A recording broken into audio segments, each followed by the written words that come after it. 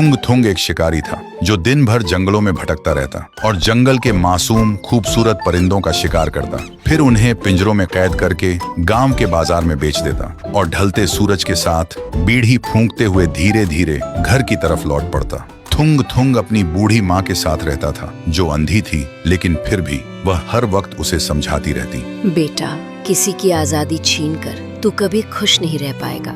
लेकिन माँ को एक बात नहीं पता थी, थुंग थुंग को उन मासूम बेजुबान परिंदों को तड़पते हुए देखकर सुकून मिलता था, इसलिए वह माँ की एक भी बात सुने बिना उन्हें घर में अकेला छोड़कर रोज जंगल चला जाता। लेकिन एक दिन थुंग थुंग जंगल के सबसे घने और सुनसान रास्ते से जा रहा था। तभी उसे रास्ते के बीच एक सुनहरे रंग का पिंजरा दिखा और उस पिंजरे के अंदर एक खूबसूरत चिड़िया कैद थी।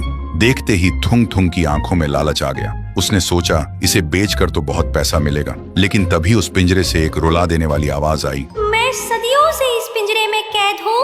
थुंग थुंग, अगर तू मुझे आजाद कर दे तो बदले में मैं तुझे एक ऐसी जादुई शक्ति दूंगी कि तू जिस भी चीज को अपने लालच भरे मन से छुएगा वो सोने में बदल जाएगी।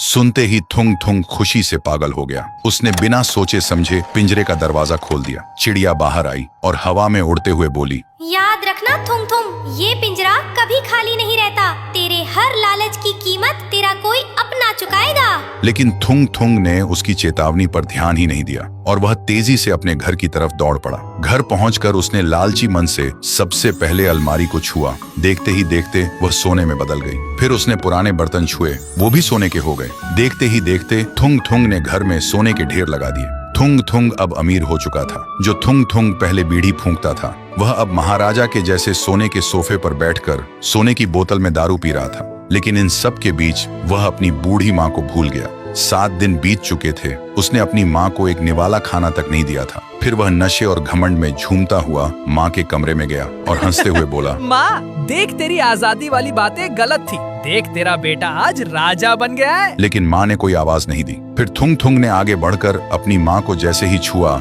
उसकी माँ सोने की मूर्ति में बदल गई। थुंग थुंग का नशा 1 सेकंड में उतर गया। वह घबरा कर पीछे हटा और तभी उस कमरे में एक डरावनी हंसी गूंज उठी। मैंने कहा था ना थुंग थुंग, वो पिंजरा कभी खाली नहीं रहता। तेरी माँ भूख और प्यास से कब की मर चुकी थी। तूने सोने के लालच में अपनी माँ को भुला दिया और अब उनकी आत्मा हमेशा के लिए उस पिंजरे में कैद है। सुनते ही थुंग थुंग पागल हो गया। उसने रोते हुए अपने हाथ जमीन पर पटके और चिल्लाने लगा, ले ये शक्ति और मेरी माँ को वापस दे दे। पर जमीन पर हाथ पटके ही जमीन से होते हुए पूरा घर ही सोने में बदल गया और जमीन के अंदर धंस गया।